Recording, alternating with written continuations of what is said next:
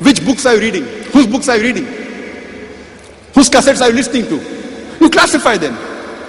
Authentic scholar. This scholar makes 20% mistake. This scholar 50%. This scholar 90% mistakes. You classify, and then if you don't have time and belong to the first group of scholar which is authentic, you need not check up everything. If you have the time, it is the best. Do it. Alhamdulillah, mashallah. But don't have the time, yet you can. That's not called taqleed. But if someone shows you proof against the scholar you respect, and yet you follow him blindly, that is taqleed. The taqleed we can only do of Allah and His Rasul. Bas. Atiullah, atiur Rasul. Bas. No one else. Simple. Simple formula. Now some people come and tell me, Brother Zakir, you talk said, don't make sect. But didn't the Prophet said, there will be 73 sects? I said, yes. The Prophet said, there will be. Prophet didn't say you should make. Allah says, don't make. But Prophet knew, even though Allah says, don't make sects, the Muslims are bound to make. So he predicted there will be. He didn't say you should make. And if you read the Sahih Hadith of Abu Dawud, Hadith number 4579 and Hadith number 4580, it says that Prophet Muhammad ﷺ said that the Jews were divided into 71 or 72 sects, the Christians were divided into 71 or 72 sects, and the Muslims will be divided into 73 sects.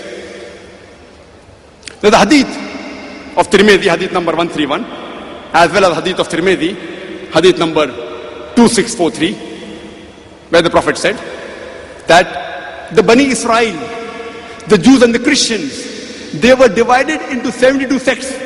But my Ummah will be divided into 73 sects. All will go to hell except one. So the companions asked, who are they? The Prophet said, those that belong to me and my companions. The Prophet said, there will be 73 sects. All will go to hell except one. Those that belong to me and my companions. And there is the hadith of Sahih Bukhari, volume number 3, hadith number 2652. The Prophet said, the best of the people are those of my time, means the companions, the Sahabas. After that, the next generation. After that, the next generation. The Prophet said, the best people are those who are of my generation, the Sahabas. After that, the next generation, the Tabaeen. After that, the next generation, Tabe Tabaeen. Finish. So if you have to take anything, you have to take from the generation of the Prophet, the companions, the next generation, Tabaeen and Tabe Tabaeen. That's it, 3 generations. This we call as the Salaf-e-Salihin, the righteous predecessors, or the righteous forefathers. Salaf means predecessor, forefather. So in the Sharia, in the Islamic ruling, the highest in authority, there are 4 categories. The highest in authority is the Quran, is Allah's word. If you want to find something, if it's not there in the Quran, you go to the next source. That is the hadith, the Sahih hadith, the sayings of the Prophet. In the sayings of the Prophet, the commandment of the Prophet, the call, carries more weight than the actions of the Prophet. So if the commandment and the actions contradict, the commandment carries weight. The third source is the Sahabas, Ijma, the 3 generations. Sahabas, Tain and Tabe Tain. The Ijma of these people, of the Sahaba, carries more weight than the individual opinion of the Sahaba. Then, Tain, Tabe Tain. And the last source is the Qiyas. If you don't find in any top 3 sources, in the Quran, in the Hadith, in the lifestyle of the Sahaba, the Tain and Tabe Tain, then you can use Qiyas, analogy, deduction. So Sharia, on 4 things broadly: the Quran, the Hadith. No Sahih Hadith will contradict the Quran. Quran number 1. Then comes Sahih Hadith. In the Sahih Hadith, call carries more weight than the amal. The commandment carries more weight than the action. Then the lifestyle of the three generations, Sahabas, Tain, Tabe Tain, Ijma carries more weight than individual opinion. Then comes the Qiyas. So this is how we should follow. We should follow Quran and the Sunnah. But now, all the groups say we follow Quran and Sunnah, Quran and Sunnah. Everyone, no one says he does not follow Quran and Sunnah. So how should the Quran and Sunnah be followed? The way the Prophet and the Sahabas understood. The way the three generations, the Sahaba said, Allah's Rasul said, Muhammad Sallallahu Alaihi Wasallam said, the best generation is my generation. Then the next, then the next. So if there is difference of opinion in how to understand a verse of the Quran, you have to see how did the Sahabas understand it. If you don't find in that, then the next generation, Tabaeen. If you don't find in that, then the next generation, Tabe Tabaeen. This is how you follow.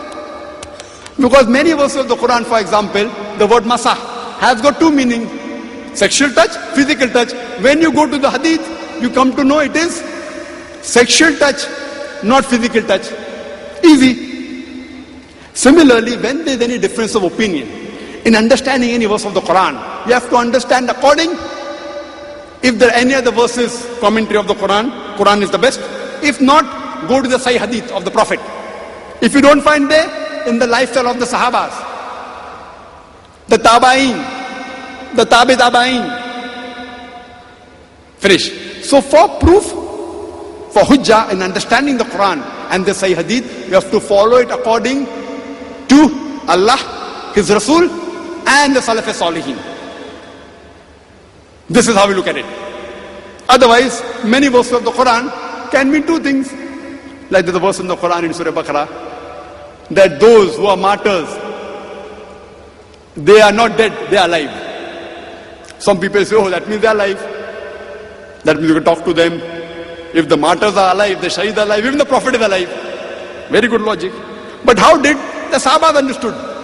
Did the Sahaba consider the Prophet to be alive?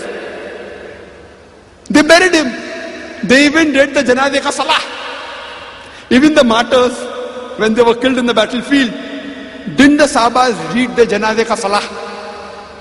Can you read Janazeh ka Salah of a live person? No. So what the Quranic verse says, that when the enemies rejoiced that we killed your people, they are alive within the year after, they are in benefit. It does not mean physically they are alive.